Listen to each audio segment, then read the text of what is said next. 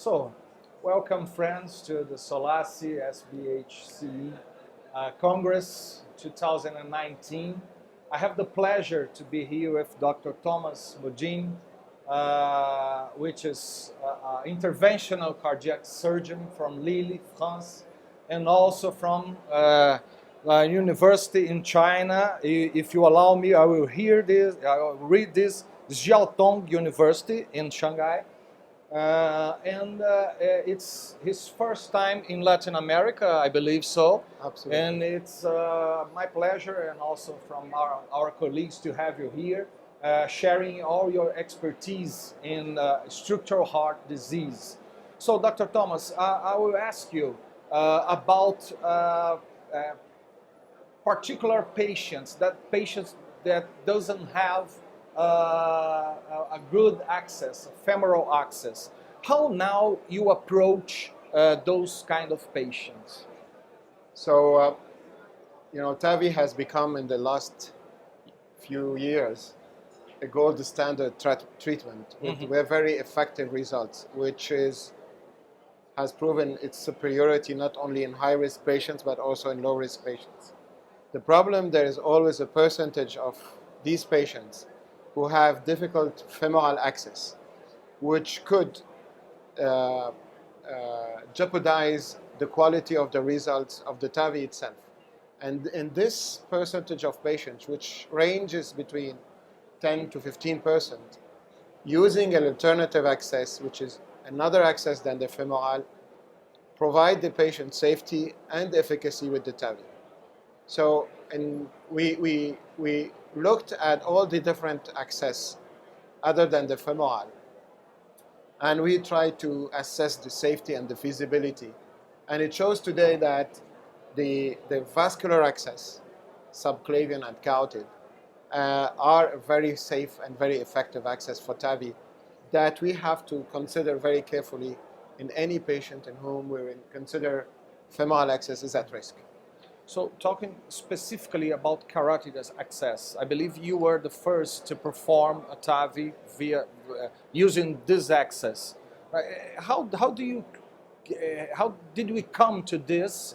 Yes. Where did you get this idea from? Sure. And which evaluation you perform in the patient to see if it is suitable? And every valve, every prosthesis is suitable to be implanted by the carotid access. So we have been believers in the TAVI success since the very beginning, but we have been facing a lot of complications. The patient also were facing a lot of complications because of the femoral access, sometimes difficulty. And we had one patient one day in whom femorals were not suitable.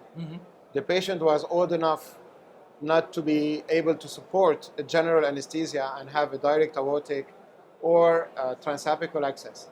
The patient also has a history of endocarditis and infection of permanent pacemaker need. So the both subclavian access were denied. So we thought at that time, if we can use the subclavian, we can use another artery. And the closest artery was the carotid access. So we did the first case with the carotid access in 2009. Under local anesthesia, and we published on this. And we discovered immediately that this is a very easy access, very safe access, and the artery is very good quality, usually at the level of the common carotid artery. And this was the first patient, and it opened a wide range of applications for TAVI for these patients. I can tell you today, the carotid access is the first access in France after the femoral, and is the first alternative access used in China, for example. And more colleagues are using it because it offers the advantage of being fast, being easy to learn. You can do it under local anesthesia, and it's very comfortable with the patient, and it gives exactly the same quality of results as femoral. Of course, this is not supported by randomized controlled trials, but the observational studies that we published and we reported, and the global experience shows that this is really a very good alternative access. And have you done this with balloon expandable and auto-expandable processes? This is the beauty of this access. You can do it with any valve. Okay. So all commercial available valves for TAVI, we tested them for the scouted access. So since you have already resolved any issue with TAVI, let's talk about mitral replacement. What do we have to do? What we have to address? Are the results? Are you happy with the results? Which challenges we still have ahead of us? Sure. So, I mean, the history repeats itself, and one of the motivation behind a driving force behind TAVI is that there were some patients with unmet needs.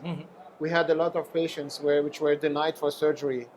Some patients didn't come to surgery, and some patients who were operated with not always the quality of outcomes that we could expect. And I'm not talking only about immediate outcomes, but sometimes during follow-up, we discovered that some patients do not recover. And this was the main driving force behind TAVI, and the easiness of the technique and the improvements, both from the clinical side and the industrial side, engineering point of view, helped us being where we are. But we felt that what we applied for TAVI, we could replicate it for mitral, and hopefully in the future for tricuspid, because you have epidemiologically, we have much more patients suffering from mitral disease than aortic stenosis disease. So we know that there's many patients out there that are suffering, that are experiencing heart failure, that are not sent to heart centers or surgeons to be operated on because either they are ill or they are very old. And I think people underestimate the impact of this number. I'm not talking about operating more patients. I mean, you have to keep in mind that a heart failure patient related to the mitral, if you can treat him, you will avoid him being readmitted to the hospital and with additional costs that we don't estimate. So I think it's very important. And what I've learned from TAVR experience that many limitations are related not to our experience, of course, but also to the amelioration of the devices. And with the mitral today, we are in the beginning of the journey. So, and I am sure in the future with this discussion with the engineers, we will have better devices and we will be able to treat mitral valve disease exactly as we do it for surgery. It needs time. We will be able in the future to repair the valves or replace the valves, but it will be easier, faster, and quicker. And this is very important. Well, we hope we see this in near future, and we hope to have you here again in the near future to share all this information with us. Thank you very much. Thank you very much. Thank you for inviting me. Thank you.